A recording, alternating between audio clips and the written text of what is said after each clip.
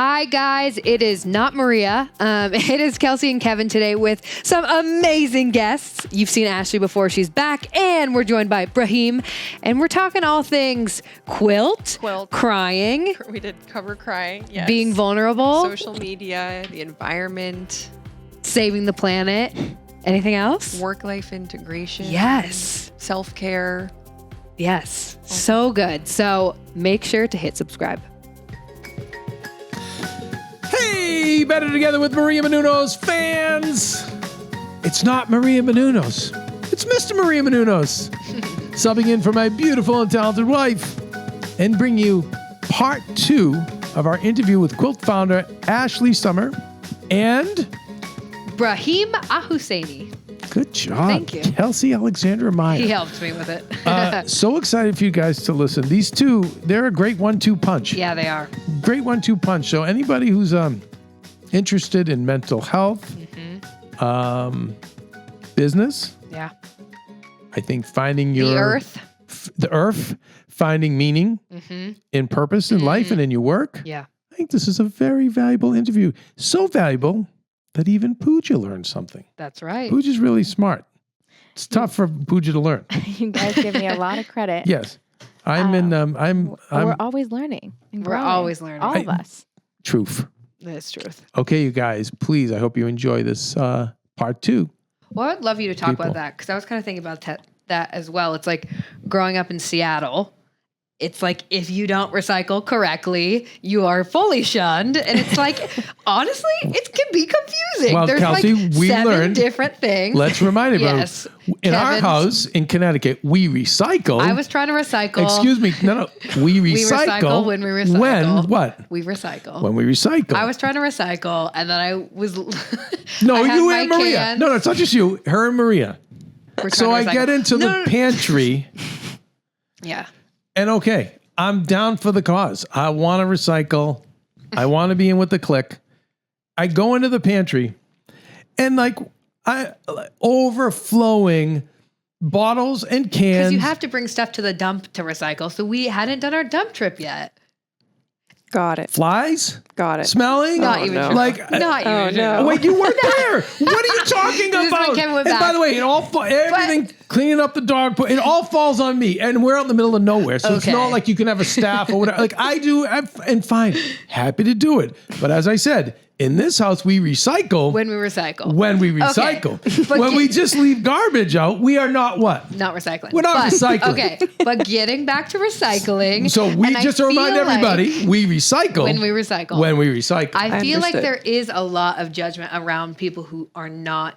It's like, I don't know. Oh my God, you're not doing anything for the earth. Oh my God, you're using plastic still. Oh my God, and I'm so Or you earth throw, conscious, or and if you don't throw a bottle away in the right container. right. And I would love. Plastic straws. Yeah, people freak out. Those are really good for the and environment, I've I've heard. had to teach myself. No, they help the turtles breathe when it goes Kevin! right, doesn't it? No, What? that's what I heard. No, but Oh, sorry. I've had to help curb my judgments when I'm like, oh, that person's carrying around only plastic bottles, So I would love you to speak on that and maybe help us with some, I don't know, little switches or little things we can do that's like an easy everyday, I don't know, switch the bottle or switch this, Yeah, we like the little takeaways because and how we can be gotta less hit some judgmental singles, in you know what I that mean? space, But again, even that awareness gets clicked, right? When you go, oh, you know what I mean? Like you think in your head, what this bottle is going to do. You plant that little seed in the back. By the way, littering in our country, you might not have been here. You guys weren't born. When I tell you in the 70s, it literally was just the continent was not the continent, but the country was just a dumpster. Like literally people would just be driving McDonald's bags out the window like it was nothing. It's horrifying. Cigarette butts, which I still do, but just bottles and just always just driving along and it was nothing. That's what everyone did, and you would see it. And then they came up with a big giant campaign in the late 70s, which was a Native American who was actually an Italian, had the teardrop roll down his face. But that was the beginning of campaigning, and now you would never think to go to just throw something on the ground. 99% of us, I would love to don't think to throw something just on the ground. Right. So you can really get it through to people, but there's definitely a way to do it. So we love to hear any tips that help us if you have any, Ibrahim. And fun fact, there's going to be more plastic in the ocean than fish in 2050. So if we Ooh. don't do something, So we can have, it can be like an aquarium and we can have sculptures and stuff for the fish to swim through? I can't. No? All right. Ibrahim? I'm trying to make lemonade here. No, but that's really scary. Mm-hmm. That's really scary. So, this notion that plastic is going to just exist in the oceans, first of all, is completely false because it comes so back to there's us. not going to be more than fish? We're eating. No. There will at this rate for sure it'll be more than fish. But if we don't do something about it, what's already happening is just going to happen more, which is we're breathing it now. We're breathing microplastics. We're eating found in the human microplastics. bloodstream. These things are in placenta, and I mean all over. It's a disaster. But so you asked a very important question: what can we do? What is something simple that we can do? Eat less meat. Mm-hmm. You don't have to become a vegan. You don't have to become a vegetarian. Just eat less meat. Skip, instead of eating meat 3 meals a day, have meat 2 meals a day. If Americans skipped 1 meat meal a week, our carbon footprint would plummet. Really? Just one. Just 1. Wow. Yeah. Darn. It is not that big a deal to have a salad or a sandwich that does not include meat or dairy 1 less time a week. That's how much the beef industry is actually producing in greenhouse gas emissions and toxifying our waterways, and is completely cruel anyway to these beings. So that somehow that conversation has not kept up with the climate change conversation, but there is an ethical component to this as well that we need to consider. But setting that all aside, the easiest way that humanity can contribute is A, eating less beef, B, taking less airplane rides, C, please buy less things. Like we don't need. No, like I know. when that ad comes up on Instagram that literally listens to our conversation. So that's why as soon It's as so scary. as soon as you say whatever Fiji, the next thing you know, there's that pretty ad with the washboard stomach guy and the perfect bodied bikini model running on the beach. Looking at like selling you a vacation to Fiji. Don't participate. Yeah. The tap out of this endless consumerism game. It's not going to give you what you want. Go connect with another human being, really connect with another human being. Go plant a rose garden somewhere in your neighborhood. Like these things are simple and they seem maybe not as satisfying, but truthfully, for somebody who has been on this journey, and I respect if you need to go on this journey yourself to get to the other side, have at it. But for somebody who's been on this journey, I bought all the things I've done. Yeah, I did. Yeah, I know. Like yeah. it is a never-ending stream. You will never fill that bucket. You will never get there with buying more things. The only way you'll get there is by allowing yourself to be completely open and vulnerable and accepted by others, so you can shed the illusion that somehow you are not enough in the eyes of others, and thus you have to make sure that your stories look perfect and everybody likes you, and whatever it is you're contorting yourself to try to be accepted by the world. And fundamentally, that's the experience that I had in that first journey with Quilt. Is I didn't know these people. They didn't know me. They didn't know that I came from this investing background or this wealth background or this story. We were just 8 human beings sitting having this meandering conversation. Nobody was peacocking. Nobody was downloading their resume. Nobody was dropping whatever they were dropping to somehow try to be liked and accepted based on the cultural agreement that more is better. We were just human beings having a human conversation, and it was a billion times more satisfying than buying whatever the latest Bottega Veneta line of who knows whatness happens to be. The anti-smoking campaign since the 50s, they've dumped a lot of money into it. And it was around the 90s, or I think the aughts, the 2000s, when they realized the best way to get younger people to not smoke was to relay to them how much the tobacco companies were manipulating them to smoke. So then the kids had a natural instinct to rebel against, wait, you're manipulating me? Well, screw you. You're not going to manipulate me. And I think with consumerism, one of the ways I think we can reach people is, to know that you're being manipulated, that your phone is listening to what you're saying, targeting you, and just trying to get your money, get a sale, and simultaneously keep that void open, like you said, right? So Band-Aid on that wound, but we'll open another one, and then you got to buy another Band-Aid, so to speak. Yeah. And I think the more, like, just me hearing that, the more that gets me mad enough that I'm like, no, I'm out. Yeah. I'm not gonna and God, even times when I order at Amazon and I've gotten to that place because I'm really busy. It's easy to just go. I say click, click, click, and I even say that in our company. I mean, click, click, click, and get us a new mixer. Click, click, click, and just get so everyone knew that meant go to Amazon.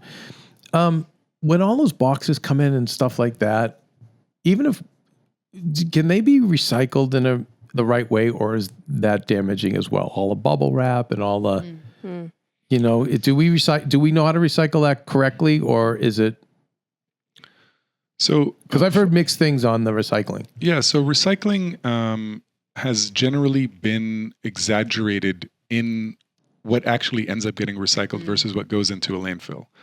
Fortunately, we're now, as a civilization, we've reached a technological point where we can take plastic, paper, any biomass, whether it's cotton or food or garden clippings or whatnot, and keep it in what's called perpetual molecular circularity. So the technology's there, and one of my funds actually is working day and night to make sure we roll it out as fast as possible, because that's the first time we'll be able to mimic nature. Because in nature, there is no waste. The waste of one system is the food of another. So we can finally get there where we have technologies that'll do that. So it's going to take decades for it to replace the existing methods that we deal with our waste, which is dig a hole in the ground and bury it or put it in the ocean. Or light it on fire. Put it on a barge and Right. send it. Yeah. Yeah. So all of that is super, obviously archaic, polluting, toxifying. We don't talk enough about the toxification angle of our modern civilization, because as you know, we sat and talked about everybody having to have a health scare to wake up.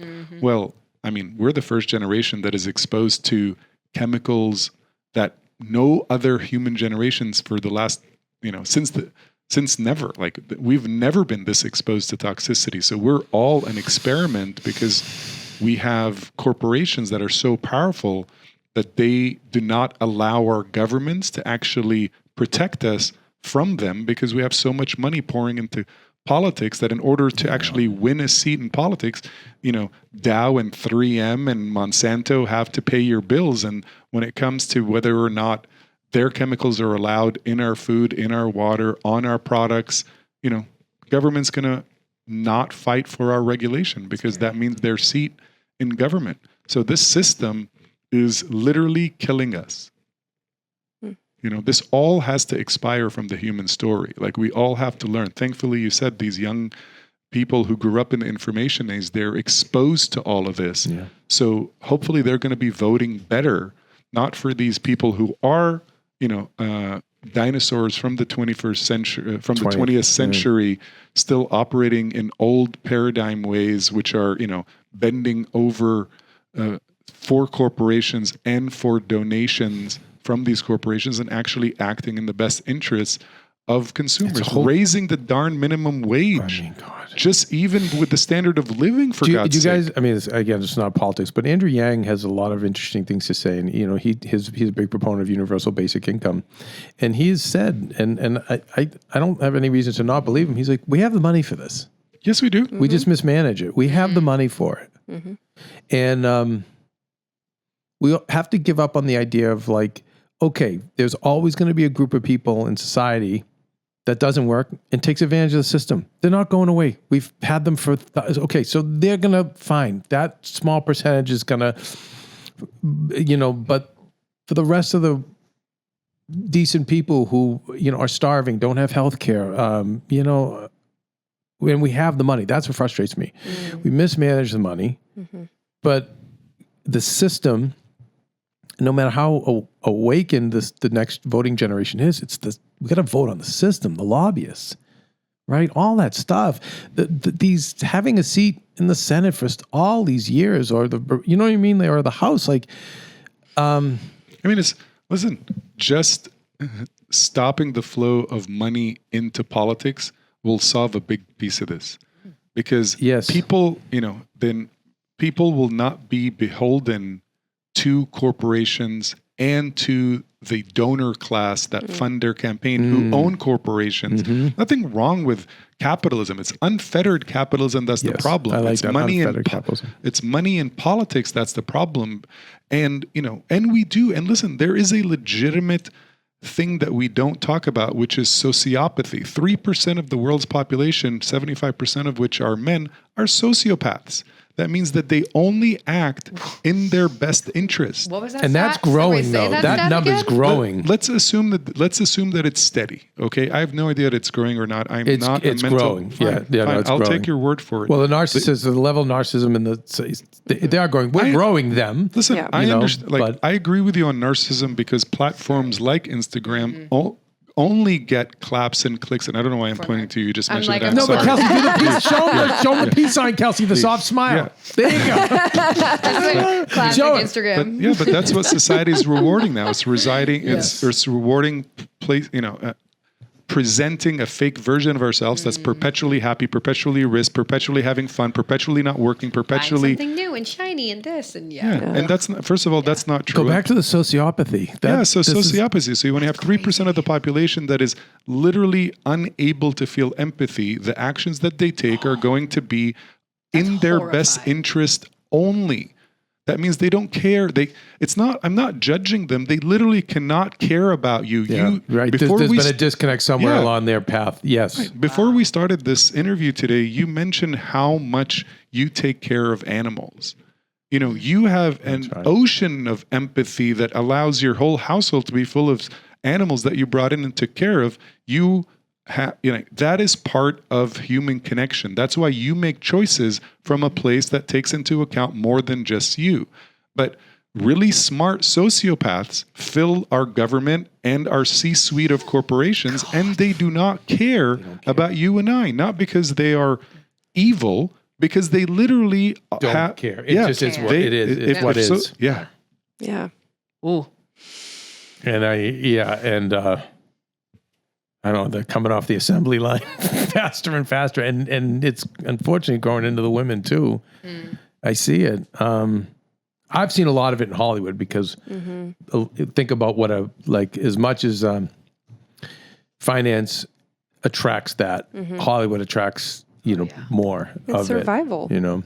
It's survivalism. I mean, it's so many more things, and there's obviously different variety and ranges of people that are struggling with these types of mental illness. But when you're breeding an environment of survival for so long, you don't think about anyone but yourself, because everything is just like, I have to survive. Me and just these people have to survive. It's a very, toxic and competitive environment. That this idea that we don't believe that all of us can succeed together, rise together.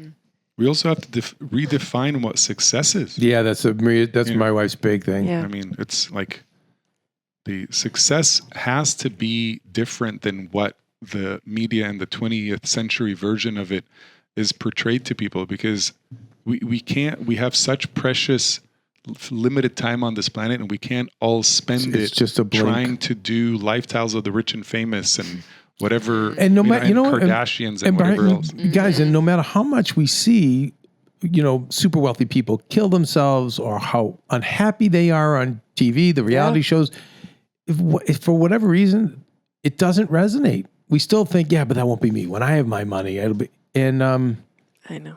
yeah, it's you've got to redefine what success is. Like, you know, and I think of the comedians even we've lost this year. I can't tell you how many comic friends and filmmakers, you know, that I work with that I just like, you think it matters now to Gilbert Gottfried or to Bob Saget? You know, what does it matter now? It's over. Yeah. So, you know, what value are you adding and what fills your cup and makes, you know, but all that those pursuits. Maybe, you know, maybe the answer is maybe a 21st century paradigm that we can start injecting into the zeitgeist is instead of chasing money, chase meaning. Oh, I love that. Instead of chasing money, chase meaning. Yeah, we got to keep Ibrahim on the team, man. Let's get this guy on that squad. We're gonna make T-shirts. I just thought he was a I checkbook. like I love that.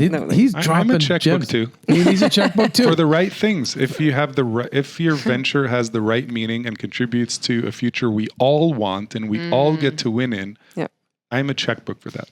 Okay, so Kelsey has some ideas. Kelsey's I have a lot of restaurant. ideas. Drop an egg on it. Put an egg on Put it. an egg on it. Okay. And what else? We're gonna teach screenwriting to prisoners. What was the other one? We have a pizza place Which called is- Kevin Kelsey's Pizza featuring Stop Pooja. talking about Featuring food, I'm so Pooja. hungry. So we have the Featuring pizza place to Pooja. invest in. What else? Well, I'm modeling for Andrew's company. You're gonna model for 5-star jeans. There's a lot. We got a lot. Anyway, we'll talk Traveling the world, offline. Backpacking. We'll Yeah, talk, we got a and it's all lot. very It's meaningful. all What I get very myself meaningful. into here? It's super meaningful. I just saw a spin-off show of like a healthier version of Shark Tank. Yes. Oh, it's me, Kelsey. Yeah, I've got Years a lot ago, of you know, I things. took a show called it was called Dolphin Bowl, I'm into that. and it was the opposite. Yep. It wasn't trying Really? to. Yeah, and it was about people Didn't like know that. you guys. It was, and I had a good group of people who were like, "No, I've made all my money in the world. I want to figure out Wait, ways did to you end give up back." doing and serve." anything with that? No, Because I thought I heard about no. a dolphin. It was bowl. just like, get out of here. No, because it was again. I will say this about myself. I had the first TV after show before there was a Talking Dead. When everyone's like, "What's an after show? What is this?" And it's an after show network of 200 shows a week. I don't even know what you mean. Get out of my office. Right. So I just went and did it myself. But even then, the world wasn't ready. It was probably 12 years ago that I took it out. It was right around. I saw Shark Tank, and I watched it, and I was educated, but also horrified. Because I just see like these people with such big heart, like people come in with their product. I've worked my whole life and it means so much to me. And you have these ghouls salivating. Yeah. Some more than others. Sociopaths. You're right. Well, and now, but you know what's funny about a good sociopath is they can adapt. So I'm finding They all like adapt. They're so good. Right? The sociopaths who now are quote woke. Yeah. And they're on the other side of it and saying all the right things. They're doing the same things. And it's like, oh my God. But you know what I say? Like if we're stuck with them, then better at least they behave and give back. Better at And least they you know, if it's whatever it is, it's like, but I digress. But yeah, no, I think there's a lot of people out there that like Ibrahim who want to invest in good things. And I feel like, but going back to, meaning over money, I really love that. And I always remind people, I've been with people, many people on their deathbeds. And I always say it's been both a curse, but also a blessing. But the one thing, when the last moments of their lives, the one thing that all of them had in common was they would reflect back on the people they helped, the difference they made, the lives they changed. It's never like, and I made this much and I made that much. And by the way, I'm talking about some of them that were actually super wealthy, but it was just like, remember that time this guy was really down in his luck and the family came to me, the son got into gambling and it was a $50,000. And I said, okay, we're going to meet, we're going to figure it out. And, he's so excited to tell me that story. My dad, it's like, hey, as a fireman, I know I saved at least 17 different lives over my 30-year career, but it's always that. Mm-hmm. And so that's, at the end of the day, that's what it's going to be. That's what I've seen it be about. Mm-hmm. And we have to remember that, and I love that, meaning over money. Like what meaning? What meaning am I contributing? Yeah. And in so many different ways, by the way, like I will tell you at the coffee shop I go to, no matter how I'm feeling, they always make me feel good. The barista's there. No, and say that they're serving too. Oh, Yeah. yeah. And for the people like us, like if you, and again, I always say, if you have the means, like, don't be afraid to always tip them. But we all serve we can all serve in different ways. You don't have to build quilt and you don't have to clean up the ocean. There's ways we can all be of service, you know? And some of the people that don't have the means, and I so admire, you know, that don't have, but they're finding a way, whether it's through volunteerism or Kindness. saving animals, or by the way, just raising their kids in a great and evolved way, Yeah. you know? Yeah. Like you said, Ash, being kind. Being kind. Yep. You know what I always say too? It's like, it's kind. I know kind and nice gets a bad rap because sometimes, you know, being nice, it's like, no, you're being a pushover. I just say like, just be decent. How about that, Dr. Phil? Cash me outside. Just be decent. Just be decent. Just don't be a dick. Just Don't be a dick. I have a poster in my I'm room. sorry. Am I going to get in trouble because it's better together? But I Probably. will tell you how many times. I love that you said I that, love Ashley. that. I love that you said that because you know something. Yeah. I can't tell you how many times that, you know, I have a friend who's my brother, but his dad is, you know, he's insufferable.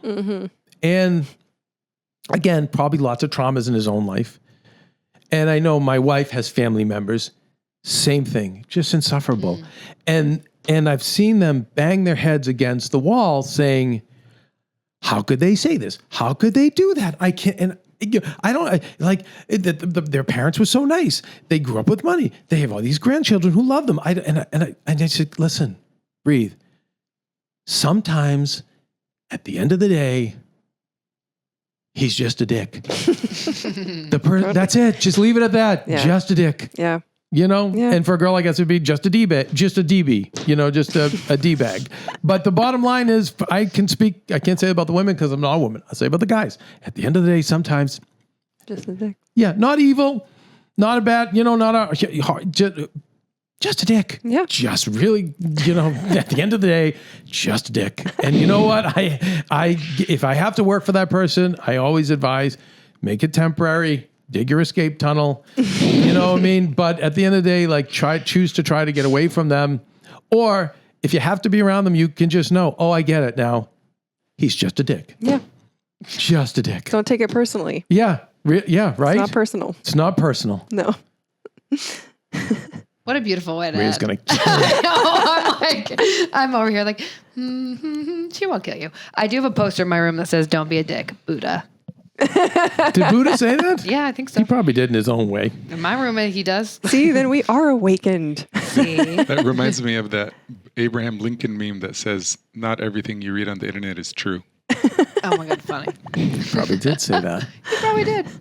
Oh my goodness, you guys, we could talk forever. I know. I hope this was helpful. Hope you had a few laughs. Hey, listen, no, but if listen, I will say to everybody, we all have those moments. We're just down and out. We're down in the dumps. Yeah. And we didn't even get into how food plays into this. I know it's really done a number of my emotions, to be honest. I just recently realized and did a lot of cleaning up my diet, and it's helping tremendously. But it's really nice to know you can download the app Quilt and you can go there and be with like-minded people in those different areas. The kind corner of the internet. Yeah. It's a safe space too. It's so great. It's so great. Thank you, It really is. Thank you. And I Yeah. love there's no judging. It's like there's no video. You just go and it's safe and it's You can be in the bath. You Yeah, can be on it a doesn't hike. You can matter. just quilt from Yeah. anywhere. And I a think- plane. right. And everyone has this understanding that it's like, no, we're all just here to support one another. It's really Yeah. cool. It's really special. Yeah. And I think we have to keep finding ways in which to heal on a dime or less. You know, a lot of people don't have that $250 or $300 a week for for therapy. And It's a lot. Yeah. you know, it's interesting. I want to say this before we go to, you know, with what I find interesting about your therapy too, Ashley, I think what was also good about it was that it ended up helping you with success in business too, to a degree, right? Wouldn't you say? I mean, I think in so many ways, probably my most profound way, if we got, somebody on my team, like a Zoe or a Piera or a Holly from my team, I'm a compassionate leader. Like I, even working remotely, like I I work from a place of emotional intelligence first. Like we have a goal, we have metrics, we have numbers. I think you have to, though.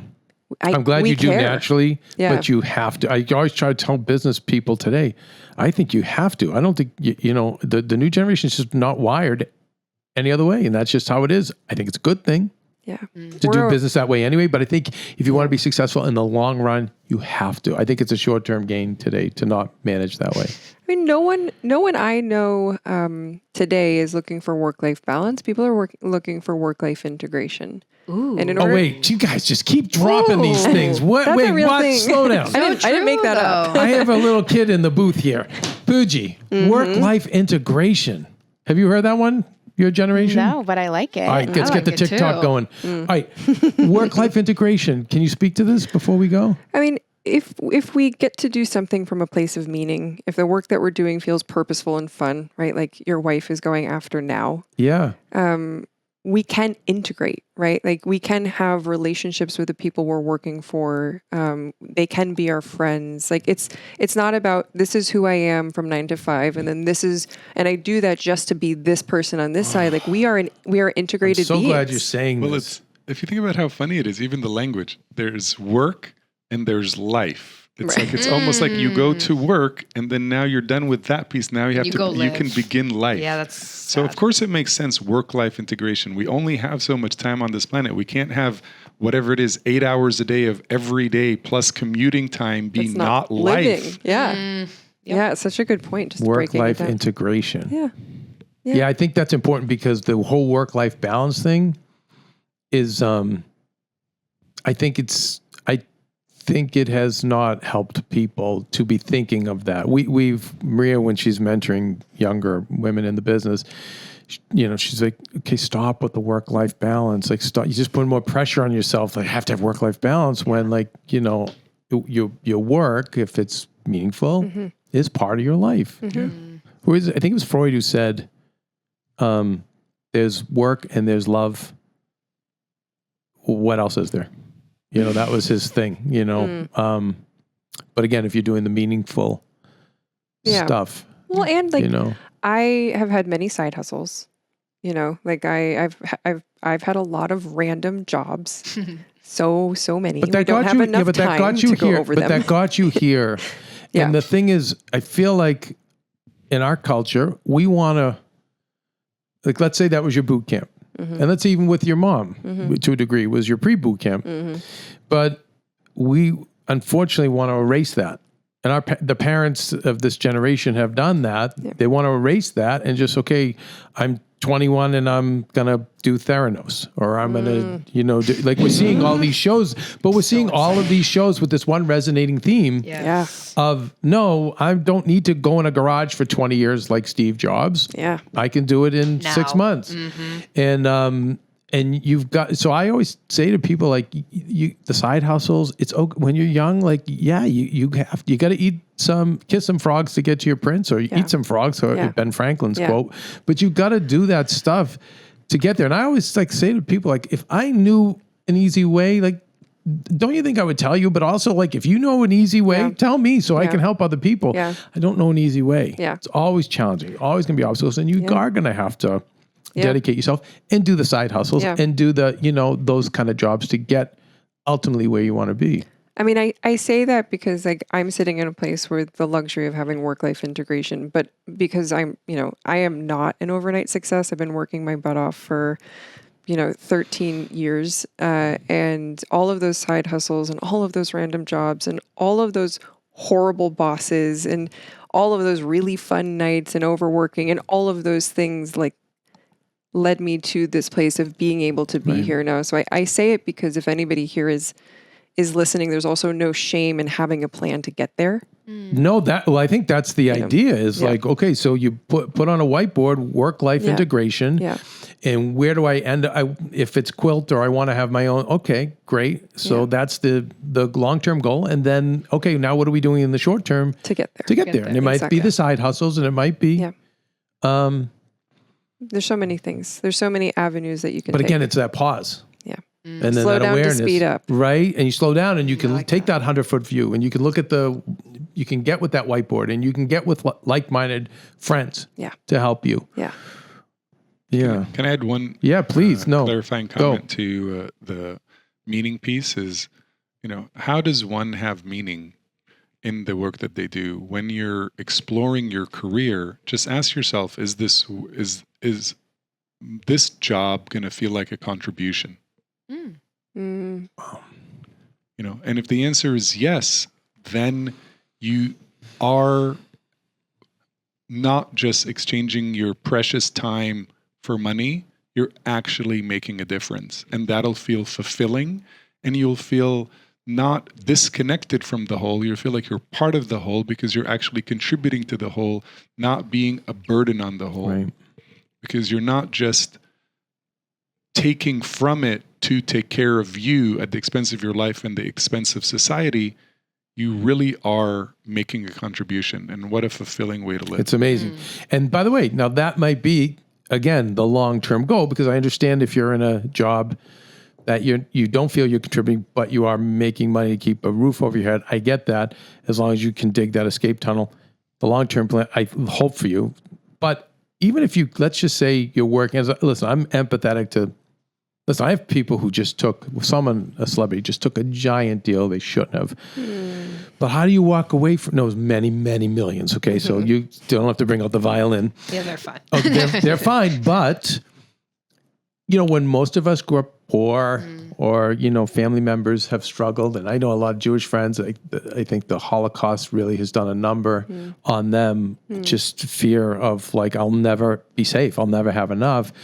And so when you have all these dollar signs roll in front of you, you almost like have to say yes. You feel like that. And then there's consequences. So I will say that if you're in situations like that, one, you can be contributing outside of that. You can take your means and say, oh, you know what? I have enough room to foster an animal, or whatever it is it's going to be. Or I challenge you to say, how can you contribute at that job? Yeah. Right? Like there could be coworkers there that might need mentoring, coaching, but it could be the customers who come in. Like I said, you can turn someone's day around so fast, and you can find ways. Okay, how can I contribute? And then I think for you, not for the rest of the world. Yes, that's great, but I think then your cup gets filled and you feel better. Yeah. Right? Yep. And there's a meta version of that where when you're looking at two job prospects, and one of them is, even if one of them is a barista in a local mom and pop coffee shop, and you know that you can make people's day just by making them a delicious cup of coffee and looking them in the eye and smiling at them. And the other one is making more money working at a payday loan business that is keeping poor people in perpetual poverty. Oh my God. Say no. Walk away. And again, go get paid less for making but people's let's motivate them to do that. And here's how: the dark energy in those places will suck your soul. Yeah. Over time, no matter what. And when you find yourself smoking or just, like doing drugs or drinking a lot of it, it's those kind of jobs. Yeah. In the short, and there's even worse things that come out of it. But yeah, know that that dark energy around those places, man, it's real. If we don't do good, if we don't feel good, we don't do good. It's so simple and it's so cliched, but it's so true. Like if we don't feel good in our environments with the people that we're working with, like if we are in any form of toxicity, it is really hard to like pull yourself out, like, and create a new reality to be in and start doing good. But like all of these people that can make a little bit of a shift for themselves, then have an impact on someone else. So. Wow. Lots of gems, guys. I learned a lot today and I really appreciate it. I'm so grateful to you guys. I'm grateful we have you guys on the planet. Going to clean up the ocean. We're going to open Kelsey's Pizza Place featuring Pooja. Egg place first. Oh, drop an egg on it. Yep. Okay. But no. But guys, Quilt. Download this app, and I know we're going to stay in touch. And I'm really excited. What's ahead for you guys? Thank really you. am. It's really nice. Really nice to see. So nice to be in this space and not doing this on Zoom. I know. Yay. Let's celebrate that. Do you know what's so exciting? Again, like I always get these things that download in my brain. And normally I share it off here, but whatever. I'm sure you already have this, but I would love to see Quilt Business. And I think you two together because one of the hang-ups I see for good people who don't succeed in business is because they don't think, first, they don't have the confidence or there's shame issues, but then sometimes they have this belief that you can't be a good person and make money. You can't be, socially aware and make money. And I think people like you could teach them how they can be conscious capitalists or unfettered capitalists, how they can get over those. No, we don't want to teach them how to be shame. unfettered capitalists. Right. We want to make them, right? What is it? It's right. We want them to be conscious capitalists. Conscious capitalists and away from being unfettered capitalists. That's what I meant. Yeah. Yeah.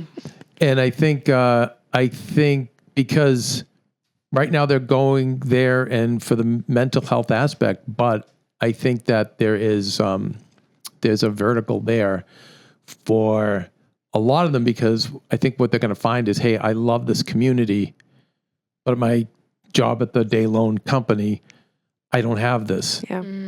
So, and where entrepreneurialism is now at a peak, like you said, no one wants to put up with this anymore. Yeah. Everyone wants to do their own business from home, whatever. Yeah.